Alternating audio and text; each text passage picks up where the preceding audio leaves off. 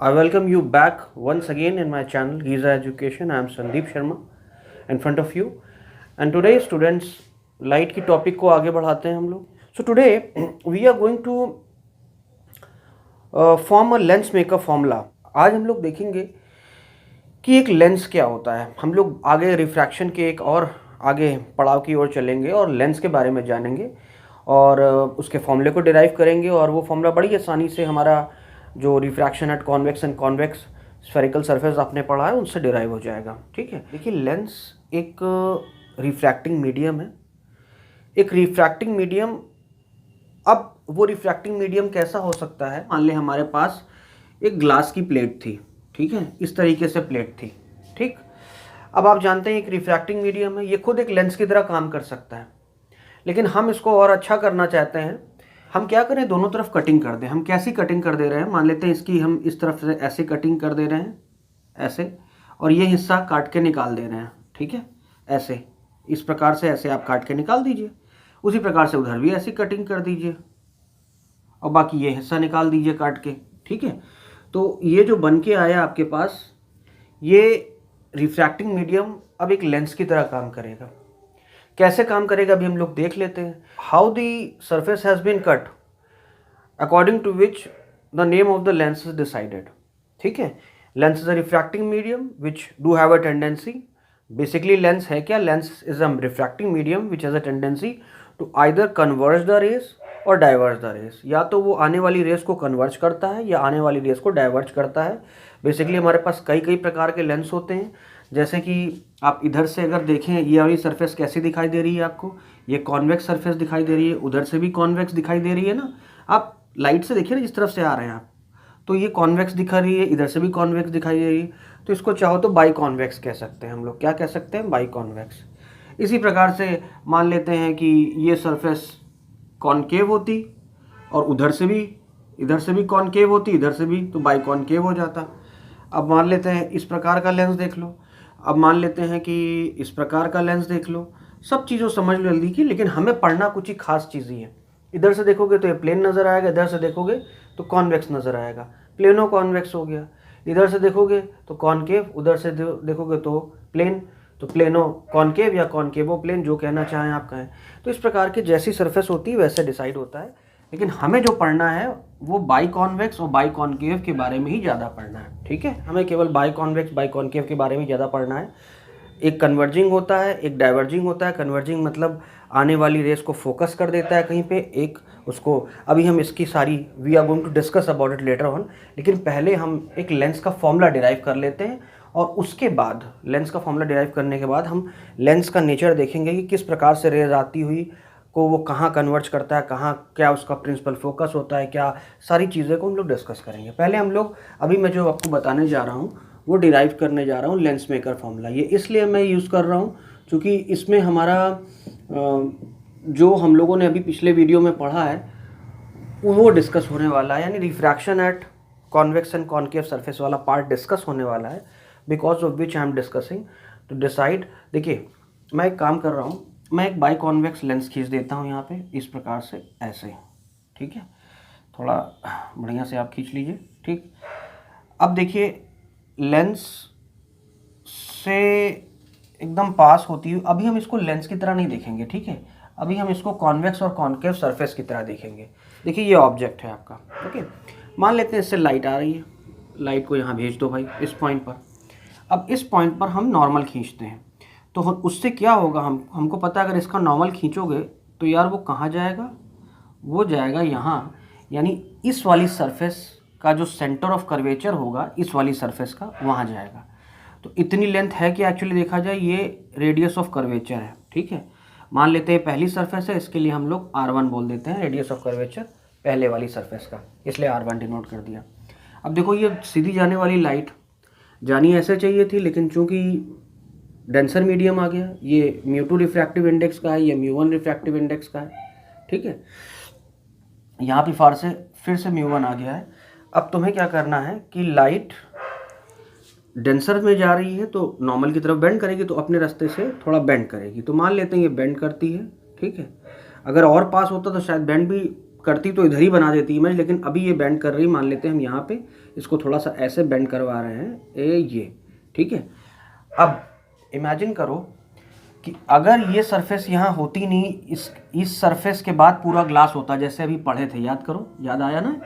मान लेते हैं, भूल जाते कि इधर कोई सरफेस होती ही नहीं, इमेजिन करो, मैं इसको मिटा देता हूँ, इधर कोई सरफेस नहीं होती, तो ऑब्वियस सी बात है लाइट जाती और यहाँ कहीं टकराती, ठीक है। तो इस ऑब्जेक्ट की यहाँ इमेज बना देती वो, ठीक है। लेकिन इमेज यहाँ बनेगी नहीं क्योंकि ये सरफेस यहाँ पे ख़त्म हो जा रही है। अभी आप एज्यूम कर ले रहे हैं ताकि अपना फॉर्मूला लगा सकें, तो ये कोई बड़ी बात नहीं है। यानी कि मैं काम करता हूँ, सबसे इम्पॉर्टेंट चीज़, ये जो डिस्टेंस इसकी यहाँ से आ रही है इसको हम लोग यू कह सकते हैं, ऑब्जेक्ट की डिस्टेंस। और वो जो ये इतनी डिस्टेंस को मान लेते हैं, ये जो, या एक काम करते हैं, इस पूरी डिस्टेंस को इस सरफेस से हम लोग नापते हैं और इस डिस्टेंस को हम लोग वी डैश बोल देते हैं। वी डैश क्यों बोल देते हैं अभी समझ में आएगा। यहाँ पे इस सरफेस के हिसाब से इमेज बन रही है, ठीक है ना, इतनी बात समझ में आई। और ये तो रेडियस R1 है ही, ठीक। अगर मुझसे कोई कहे फॉर्मूला लिखने को तो बड़ी आसानी से लिख सकता हूँ मैं ये लिख सकता हूँ, अगर ये पूरा रिफ्रैक्टिव इंडेक्स, तो लाइट कहाँ से कहाँ जा रही है मैटर यही करता है, आगे क्या हो रहा है उससे मतलब नहीं करता। रिफ्रैक्शन सरफेस से पहले कौन सा मीडियम था और जस्ट बाद कौन सा मीडियम है, केवल वो जस्ट पहले जस्ट बाद म्यू2 आ गया है ना। तो फॉर्मूला हमारा चूंकि रेयर से डेंसर जा रही है, फॉर्मूला हमारा लगता है क्या, याद करिए, म्यू2 ओवर वी डैश माइनस म्यू1 over u is equal to म्यू2 माइनस म्यू1 ओवर ये वाला इस सरफेस के हिसाब से रेडियस कर्वेचर ये है ना, तो R1 लिख लो। लेकिन यार ऐसा होगा नहीं क्योंकि ये कोई पूरा मीडियम नहीं है यहाँ तक। मैं फिर से भी समझाने के लिए किया था मैंने, यार ये तो मीडियम यहीं पे ख़त्म हो जा रहा है, ये मीडियम तो यहाँ ख़त्म हो जा रहा है। तो जैसे ही लाइट यहाँ पे आएगी, यानी ये, इसको आप सीधी लाइन ना दिखा के इसको आप डॉटेड लाइन दिखाइए, क्योंकि ये तो आप एज्यूम कर रहे हैं कि यहाँ, क्योंकि लाइट जैसे ही इस मीडियम के इस छोर पे पहुँचेगी, what will happen, again the refraction phenomena will happen. अब इस पॉइंट पर फिर से एक नॉर्मल खींचो, मान लेते हैं ऐसे नॉर्मल आपने खींच दिया, इस प्रकार से आपने नॉर्मल खींच दिया, ठीक है। तो जैसे ही लाइट इस मीडियम से क्रॉस करेगी तो लाइट रेयर में जा रही है, फिर से डेंसर से रेयर में जा रही है, तो लाइट अपनी रास्ते से अवे हो जाएगी ना, क्योंकि नॉर्मल से अवे जाती है, तो लाइट ऐसे चली जाएगी और फाइनली यहाँ मीट करेगी। तो इसके होने से क्या क्या चीज़ें हुई देखा, पहले एक सरफेस पे हुआ, फिर दूसरे सरफेस पे हुआ, तो फाइनली जो अब की बार जो ये पॉइंट पे इमेज इसने बनाई, यही हमारी रियल इमेज है। मान लेते हैं आई डैश थी, इसको आई मान लो, इसकी डिस्टेंस यहाँ से इस वाली सरफेस से हम लोग काउंट करके बता देते हैं, इसको हम लोग वी बोल देते हैं, जैसे वो वी डैश था, ठीक है। इतनी बात समझ में आई।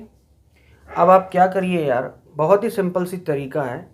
अब आप इस सरफेस के हिसाब से देखिए, देखो अब इस सरफेस के हिसाब से देखिए।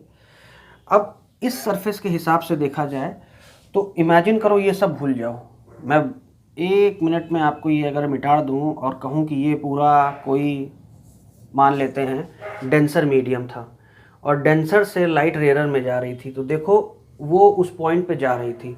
ऑब्जेक्ट वो होता है जहाँ से रेज या तो निकले या जहाँ को रे जाए, तो उधर उस मीडियम, ये ऐसा नज़र आ रहा है कि उस मीडियम में, तो इस सरफेस के लिए जहाँ को लाइट जा रही है, ये वाली लाइट देखना है जो डेंसर से आ रही है, ठीक है, तो जहाँ को लाइट जा रही है वो उसका ऑब्जेक्ट हो गया, और जहाँ चली गई वो इमेज हो गई। यानी इस सरफेस के लिए ये ऑब्जेक्ट डिस्टेंस काम करेगा और ये वाली इमेज डिस्टेंस काम करेगी।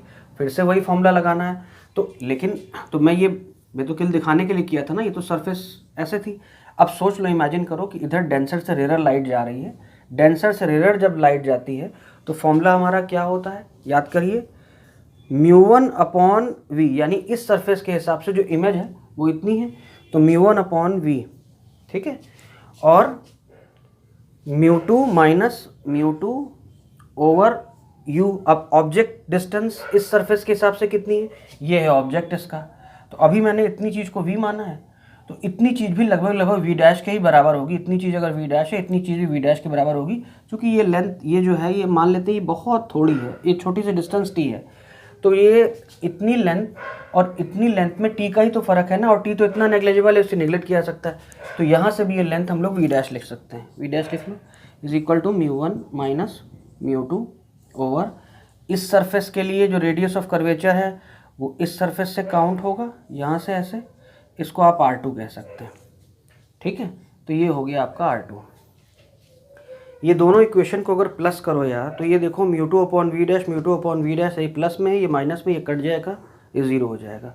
बचेगा क्या, μ1 अपॉन वी, मैं लिख देता हूँ, जो बचेगा वो होगा μ1 ओवर वी माइनस ऊपर वाला μ1 over u is equal to, इधर है μ2 minus μ1 over R1 plus μ1 minus μ2 over R2।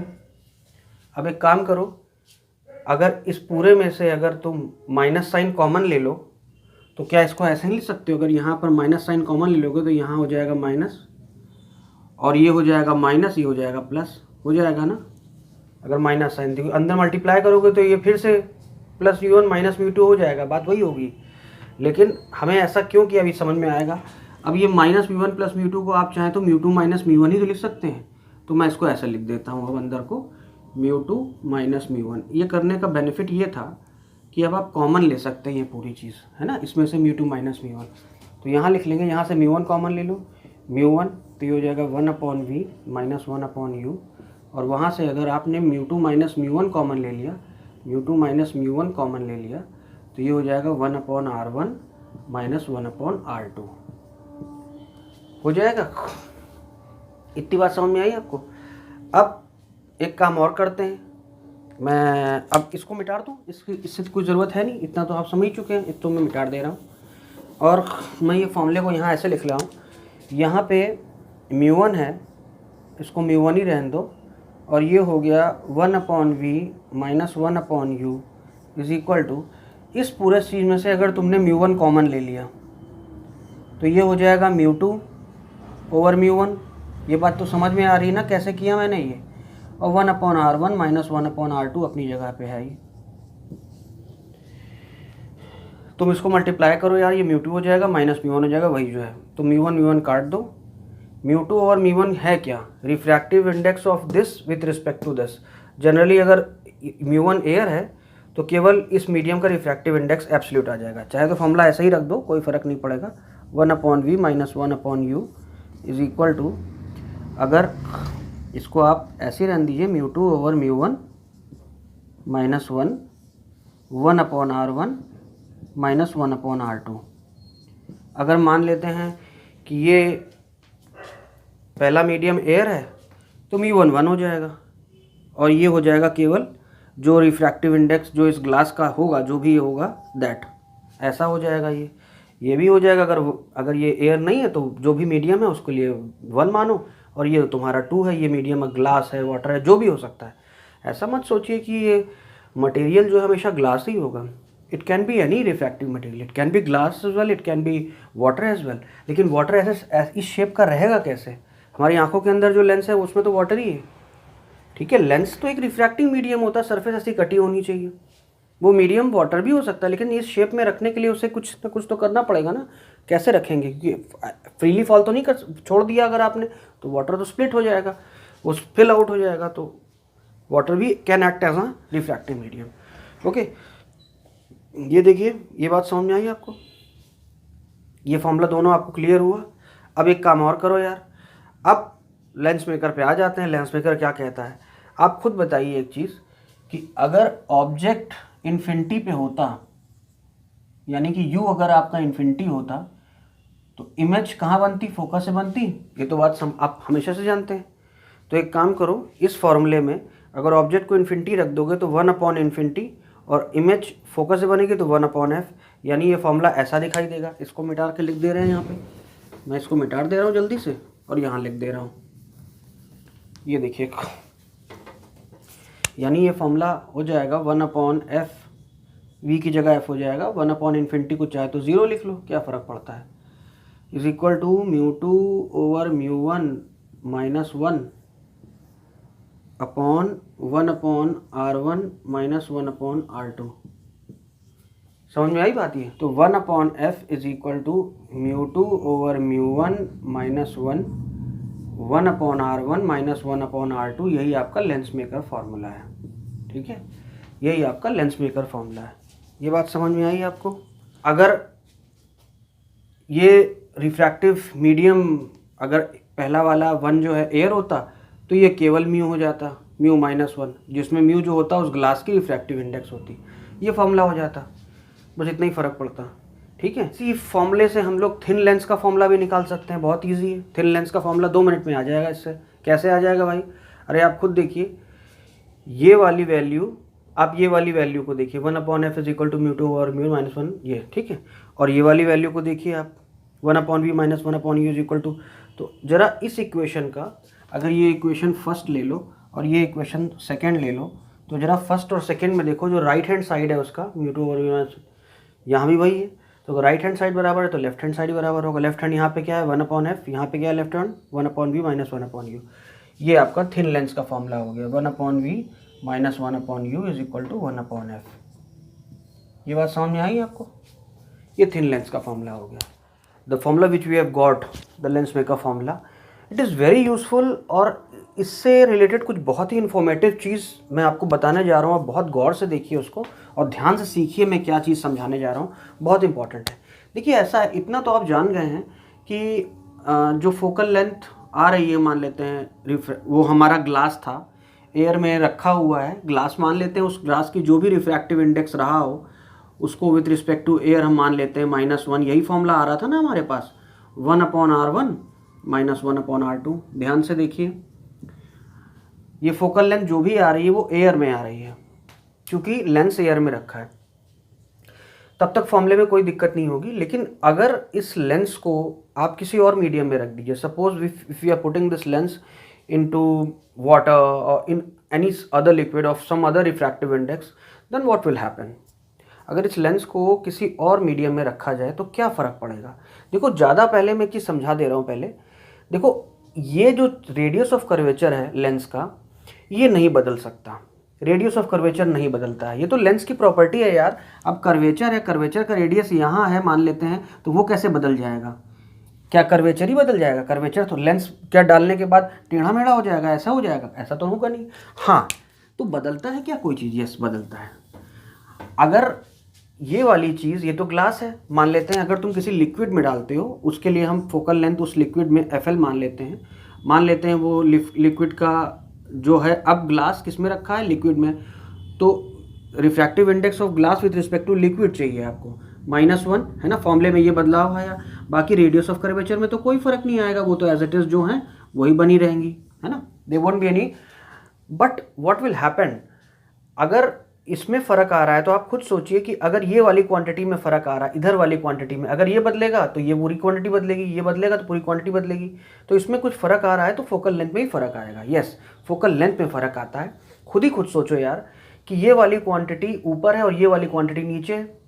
अगर ये क्वांटिटी बढ़ेगी तो ये घटेगी, अगर ये घटेगी तो ये बढ़ेगी। ठीक है, जिस मीडियम में आप डाल रहे हैं, जब तक ग्लास का रिफ्रैक्टिव इंडेक्स जिस भी लिक्विड में, जिस भी मीडियम में रखा है, उस मीडियम से ज़्यादा होता है, तो हमेशा लेंस के नेचर में कोई फ़र्क नहीं पड़ता। हाँ, फ़र्क किस में पड़ता है? फ़र्क पड़ता है फोकल लेंथ में। देखिए, बड़ी सिंपल सी चीज़ है। किसी लिक्विड का रिफ्रैक्टिव इंडेक्स, लेंस का refractive index with respect to liquid को क्या हम लोग ऐसे नहीं लिख सकते हैं? ये फॉर्मूला तो आपने पढ़ा है, ग्लास का refractive index with respect to air upon liquid का refractive index with respect to air. हम पढ़ सकते हैं ना, इसे समझ सकते हैं। अब देखो मैं क्या कह रहा हूँ, ध्यान सोचो यार। एयर का रिस्पेक्टिव इंडेक्स, एयर का रिफ्रैक्टिव इंडेक्स 1 होता है, तो जो भी लिक्विड लेंगे ऑब्वियस सी बात है कि एयर से तो ऊपर होगी उसका रिफ्रैक्टिव, यानी ये क्वांटिटी 1 से बड़ी होगी ना। तो अगर ये क्वांटिटी 1 से बड़ी होगी तो ये वाली वैल्यू, आप खुद सोचिए, ये चीज़ इधर मल्टीप्लाई कर दो, अगर refractive index of L with respect to A इधर कर दो, तो अगर ये क्वांटिटी 1 से बड़ी है तो ये पूरी क्वांटिटी ये इनटू दिस, ऑब्वियस सी बात है, अगर ये क्वांटिटी 1 से बड़ी है तो ये वाली क्वांटिटी जो होगी इस पूरी चीज़ से बड़ी होगी, सीधी सी बात है ना। वैसे भी आप समझ सकते हैं, अगर ये चीज़ 1 से बड़ी होगी, ये बड़ा है तो ये छोटा होगा। यानी हम ये कह सकते हैं कि यहाँ पर हमने लिखा था mu of liquid with respect to air, तो उसका लिक्विड का एब्सोल्यूट रिफ्रैक्टिव इंडेक्स बड़ा है, तो सीधी सी बात है ये क्वांटिटी इस क्वांटिटी से छोटी होगी, क्योंकि ये जब ये डिवाइड करेगा, बड़ी चीज़ डिनोमिनेटर में है, तो ओवरऑल क्वांटिटी तो घटेगी ना, तो ये क्वांटिटी इससे कम होगी। यानी हम ये इससे इन्फ्रेंस कर सकते हैं कि ग्लास का विथ रिस्पेक्ट टू लिक्विड जो होगा वो ग्लास का refractive index with respect to air, यानी ग्लास का रिफ्रैक्टिव इंडेक्स लिक्विड में, ये ज़रूरत पड़ी जब वो लिक्विड में रखा गया, और ग्लास का विथ रिस्पेक्ट टू एयर जब वो एयर में रखा हुआ था। इससे देखो क्या फ़र्क पड़ेगा। अगर ये चीज़ इससे कम है, कैसे कम किया वो देखा आपने, दोनों में से एक एक घटा लो। तो क्या हम ऐसे लिख सकते हैं, mu g l minus one is less than mu g of air minus one, लिख सकते हैं ऐसे।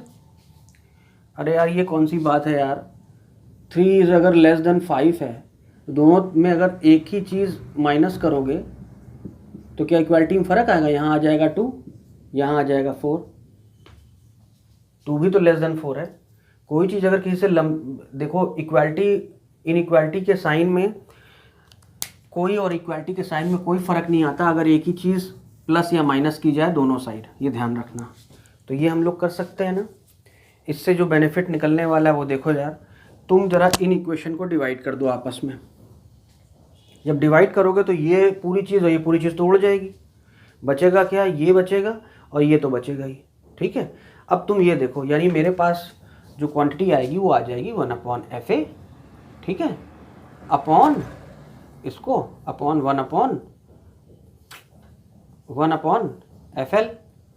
ठीक है। और यहाँ पे आप लिखेंगे refractive index of glass with respect to air -1, और यहाँ पे आप लिखेंगे refractive index of glass with respect to liquid -1, और वो तो कट ही गया है। अब आप ये देखिए, ये तो तुम पहले कह दिए हो कि ये पूरी क्वांटिटी छोटी है, यानी ये वाली क्वांटिटी इस वाली क्वांटिटी से छोटी है, तो ये तो इक्वालिटी लगी हुई है ना इसमें। अगर ये पूरी क्वांटिटी इस क्वांटिटी से छोटी है तो ये वाली पूरी क्वांटिटी इस क्वांटिटी से छोटी होगी, यानी मैं ये इन्फ्रेंस कर सकता हूँ कि 1/FL should be less than 1/FA। आप एज इट इज़ देखिए, मैं बहुत चीज़ें बोलता हूँ, लिखवा नहीं रहा हूँ, आप खुद से मेरे कहे हुए स्टेटमेंट्स को लिख लिया करिए, ठीक है। कैसे समझ में आया ना ये क्वांटिटी। तो अगर ये चीज़ इससे छोटी है तो आपको पता है अगर 3 इज़ लेस देन 5 तो 1/3 वुड बी ग्रेटर देन 1/5। जब भी आप रेसिप्रोकल लेते हैं तो इनइक्वालिटी पलट जाती है, याद रखना। अगर 3 5 से छोटा है तो 1/3 5 से बड़ा होगा, 1/5 से बड़ा होगा। तो ठीक है, तो इसका अगर ये वाली चीज़ से छोटी तो इसका रेसिप्रोकल लोगे तो क्या होगा, 1/1/FL, यानी ये ऊपर हो जाएगा। तो आप ये लिख सकते हैं कि FL is greater than FA, यानी कि लिक्विड में जो फोकल लेंथ हो जाएगी वो एयर में जो फोकल लेंथ थी उससे बढ़ जाएगी। इतना बात कहने के लिए सब समझाना पड़ा।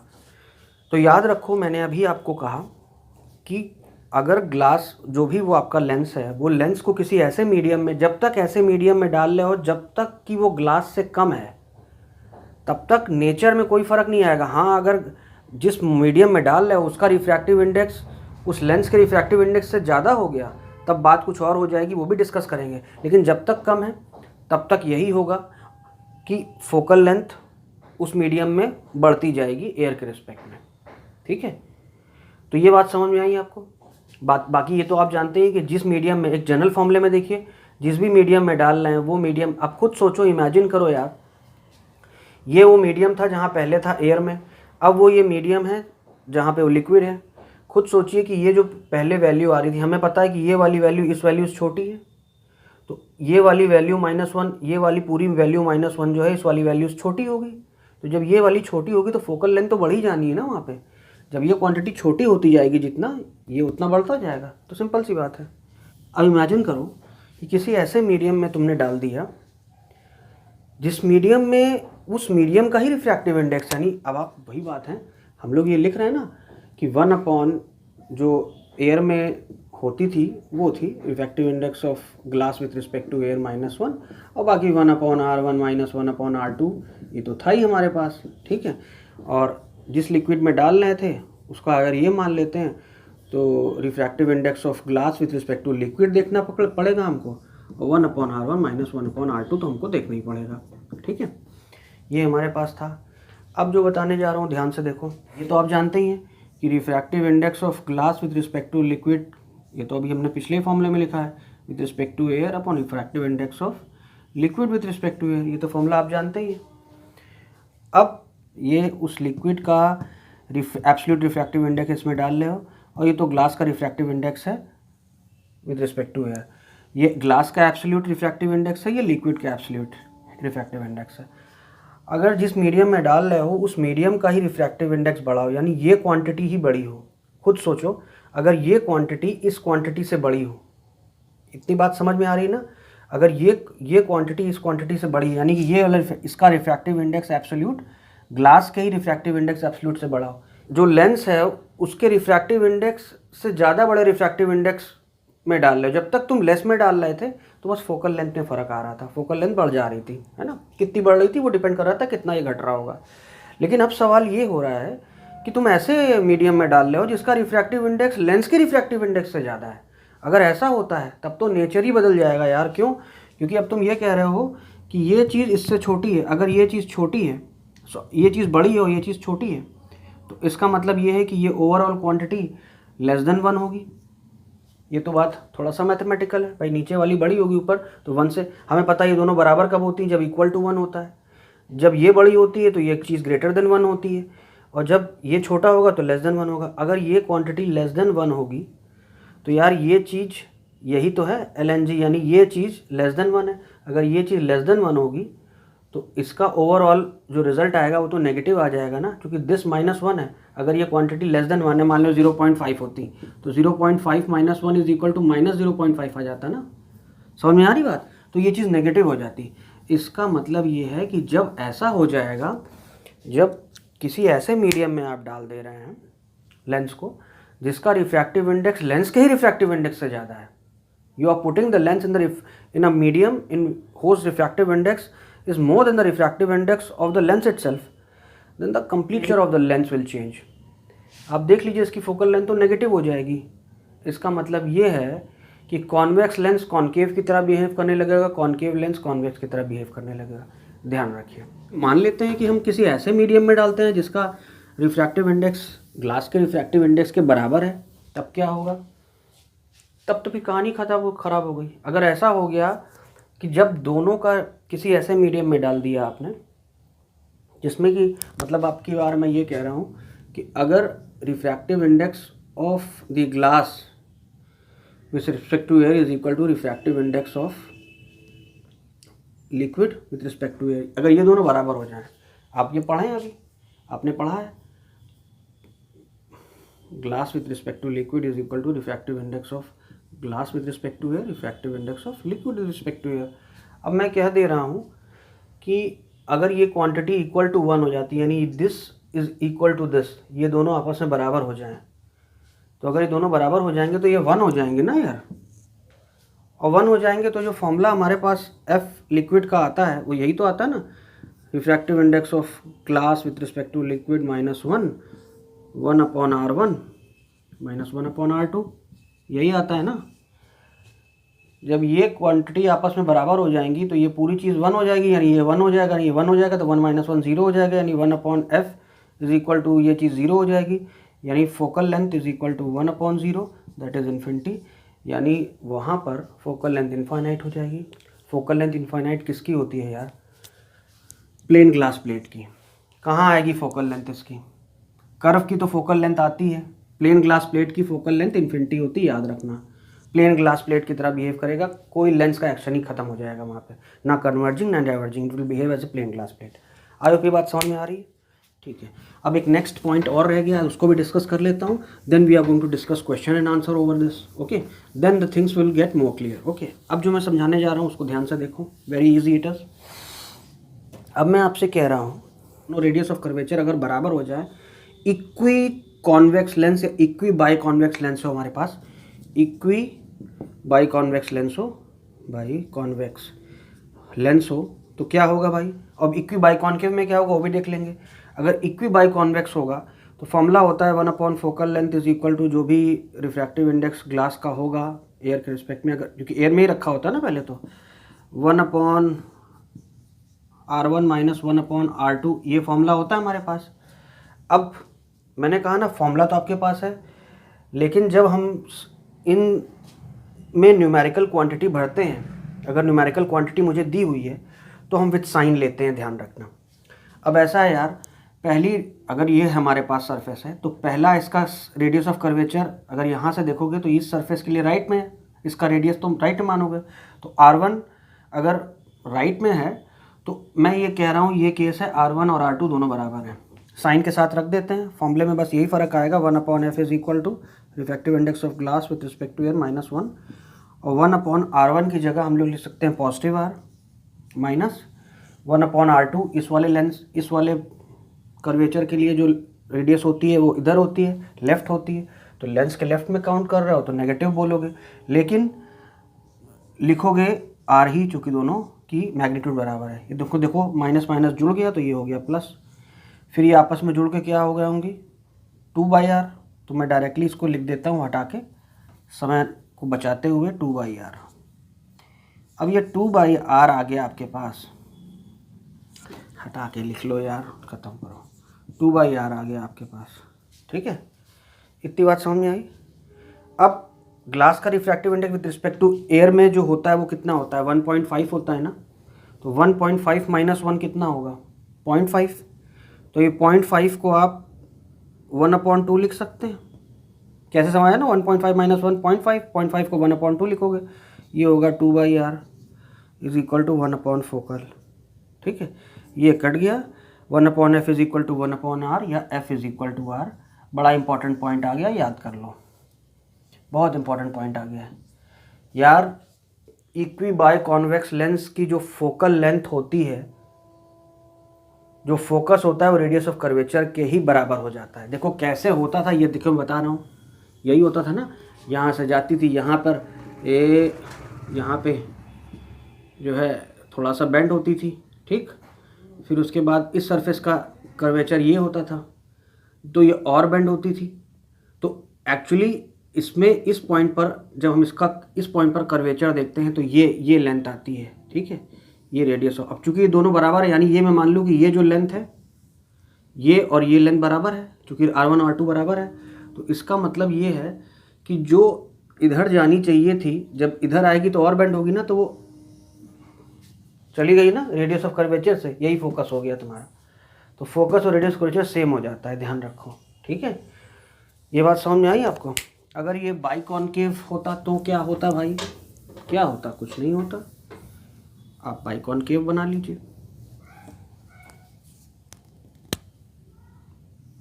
बाइकॉनकेव बना लीजिए आप, ये हो गया बाइकॉनकेव।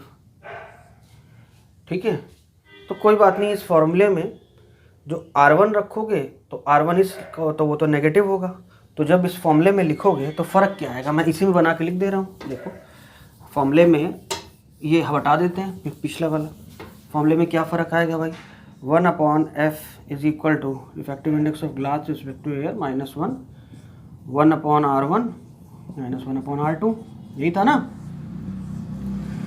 R1 और R2 बराबर हैं, ये तो सेम है, प्लस माइनस रखना है। इस R1 इस सरफेस का है तो नेगेटिव ही होगा, तो ये हो जाएगा -1/R, नेगेटिव है चूँकि, -1/R2 तो वो तो पॉजिटिव होना है, तो कुछ भी मत रखो, मतलब वो बस एज इट इज़ रखो, तो ये होगा -2/R, यानी और बाकी बस बात वही हो जाएगी, 1/f इज इक्वल टू, इसको लिखोगे 1.5 माइनस 1 और ये हो जाएगा -2/R।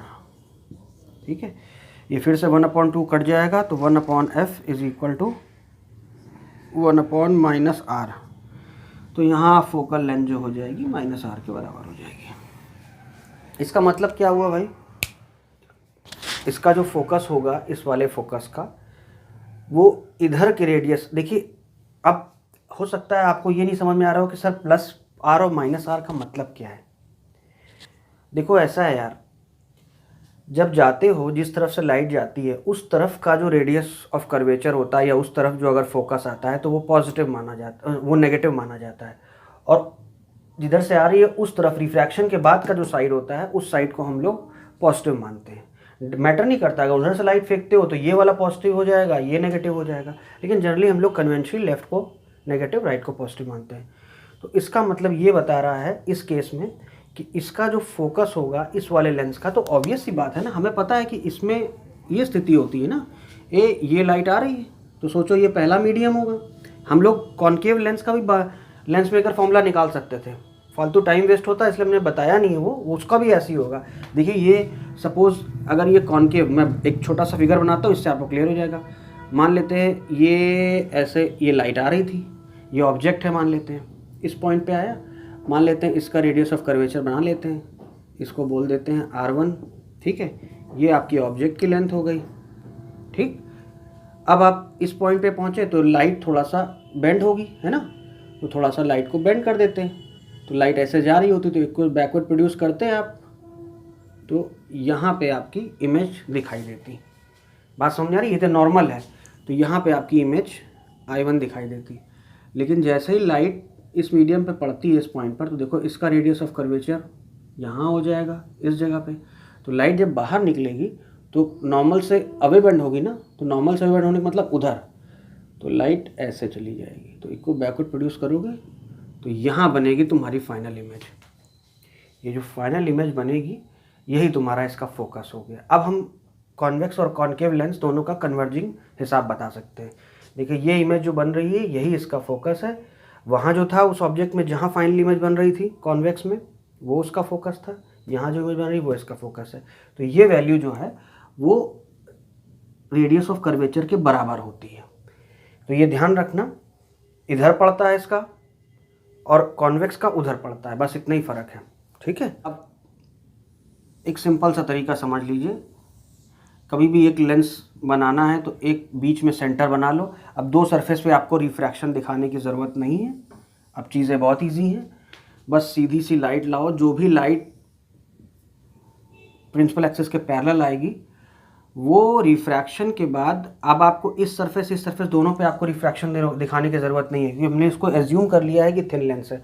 मैं आपको दो जगह नहीं दिखाऊंगा, बस डायरेक्टली इस पॉइंट पे लाके आपको कन्वर्जिंग दिखा देनी है, ठीक है। बहुत ही कन्वर्जिंग ही है, लेकिन एक बार थोड़ी सी कन्वर्जिंग होती है फिर उसके बाद और कन्वर्जिंग होती है, तो वो दो सरफेस पे दिखाने के बजाय हमने उसका एवरेज लेके सीधे एक सरफेस पे दिखा देना है। यानी बस सीधे एक सेंटर से पॉइंट खींचो, बस यहाँ तक लाइट लाओ, इसके बाद कन्वर्ज कर दो, जिस पॉइंट से ये जाएगी ना यही इसका फोकस होगा यार, ध्यान रखना, यही इसका फोकस होगा। कोई भी लाइट जो पैरेलल आप फेंकेंगे रिफ्रैक्शन के बाद जिस पॉइंट से जाए वो लेंस का फोकस कहलाता है, ठीक है। समझ में आई बात ये? तो ये हो गया। तो अगर उधर से फेंकते तो वो इधर कहीं फोकस, तो ये कन्वर्जिंग लेंस कहा जाता है। By convex lens converging lens है, रेस को कन्वर्ज कर दे रहा है, इसलिए कन्वर्जिंग कहा जाता है, ठीक है। तो पैरेलल रेस जिस पॉइंट से जाएं वो इसका फोकस कहा जाता है, ये ध्यान रखना, ठीक है। और ये जनरली अगर ये बाई कॉन्वेक्स इक्वल दोनों तरफ से बराबर कर्वेचर के हैं तो ये आप समझ लीजिए इक्वी कॉन्वेक्स है, तो इनका मतलब रेडियस ऑफ कर्वेचर पे इसका फोकस आया, यानी जो इसका रेडियस ऑफ कर्वेचर होगा ना। देखिए फोकस एक ऐसा पॉइंट है जो बढ़ घट सकता है, वो कोई फिक्स नहीं होता, आप मीडियम को चेंज कीजिए तब बढ़ घट जाएगा, और भी चीज़ों पे डिपेंड करता है वो, लेकिन रेडियस ऑफ कर्वेचर कभी बढ़ता घटता नहीं है। तो वो आपने अभी देखा कि जब लेंस का हम लोग देखते हैं, अगर दोनों तरफ का रेडियस ऑफ कर्वेचर बराबर ले लेते हैं तो रेडियस ऑफ कर्वेचर पे ही फोकस पड़ जाता है। Focus is a changing point, it can change, so that's why we are having definition ना related to it, that the parallel rays after refraction through the lens passes through a particular point known as focus. इस focus से पास होने वाला जो plane होगा ना पूरा, उसको फोकल प्लेन कहेंगे, ध्यान रखिएगा। अब इसी प्रकार से डाइवर्जिंग लेंस भी देख लीजिए, तो इसमें याद रखिएगा दो, चूँकि इधर भी फोकस होगा, उधर से लाइट फेंको इधर से होगा, तो याद रखो इधर वाला जो फोकस होगा, अगर मान लेते हैं इस वाले फोकस से आप लाइट निकालिए, ऐसे फोकस से ही लाइट निकालिए, तो ये रिफ्रैक्शन के बाद पैरेलल हो जाएंगे। तो इसके दो फोकस हैं, एक इधर फोकस है, इसको हम लोग फर्स्ट प्रिंसिपल फोकस कहते हैं, इसको हम लोग सेकंड प्रिंसिपल फोकस कहते हैं। जो इसका सेकंड प्रिंसिपल फोकस होता है यही इसका मेन फोकस होता है, क्योंकि रिफ्रैक्शन हमेशा सेकंड फोकस से ही होता है। अगर उधर से भी लाइट आती तो उधर से आती हुई लाइट के लिए ये फर्स्ट होता, ये वाला सेकेंड होता। इंसिडेंट की साइड का फोकस फर्स्ट, उधर की साइड का सेकेंड। तो याद रखिएगा रिफ्रैक्शन के बाद जो इन्वॉल्व होता है, लाइट लेंस के बाद ही तो रिफ्रैक्ट होगी ना, तो लेंस के बाद जिस पॉइंट से जा रही है पास होके वही उसका मेन फोकस है। तो कॉन्वेक्स लेंस के केस में सेकेंड प्रिंसिपल फोकस से ही लाइट पास होती है, ध्यान रखिएगा, कोई भी आने वाली लाइट सेकेंड से ही पास होगी। अब इमेजिन करो कि हम ये कह रहे हैं कि, और ये बात आप याद रखिए, अगर फोकस पे रखी हुई है लाइट, अगर फोकस पे ऑब्जेक्ट रखा है तो उससे अगर आप लाइट निकालते हैं तो पैरेलल हो जाती है वो, ठीक है। तो ये ध्यान रखिएगा। इसी प्रकार से कॉनकेव लेंस देख लेते हैं हम लोग। कॉनकेव लेंस देख लीजिए, कॉनकेव लेंस बना देता हूँ इसमें। ये देखिए बन गया कॉनकेव लेंस, बाई कॉनकेव मान लेते हैं ये ऐसे हम प्रिंसिपल एक्सिस। अब इसका एक्शन देख लेते हैं हम लोग। फिर से एक सेंटर से लाइन खींचते हैं, हमेशा आप ऐसे ही करेंगे। याद रखिएगा ये मिडल मोस्ट जो पॉइंट होता है इसको हम लोग ऑप्टिकल सेंटर कहते हैं। दिस इज ऑप्टिकल सेंटर, ठीक है। फिर हम लोग रे पैरेलल लाते हैं, ठीक। लेकिन ये रे कॉन्वेक्स का, अब देखो पहले आपने जब कॉनकेव बनाया था मैंने बताया तो पहले थोड़ा डेविएट हुई थी, इस सरफेस से पास होने के बाद और डेविएट हो गई थी। तो इसका काम डेविएट करने का है, डाइवर्ज करने का है। तो अब की बार हम average 20 centre most point centre most line से इन लोग निकाल देंगे। तो ऐसा है कि आने वाली रेज पता चला ऐसे चली गई, ऐसे आ रही है, ऐसे चली गई, ये आ रही है, मान लेते हैं ऐसे चली गई, ठीक है, ये आ रही है। तो इनको जब बैकवर्ड प्रोड्यूस आप कर रहे हैं तो आप पा रहे हैं कि ये किसी पॉइंट से जा रही हैं और वो आपका फोकस कहलाएगा, ठीक है। जितनी भी रे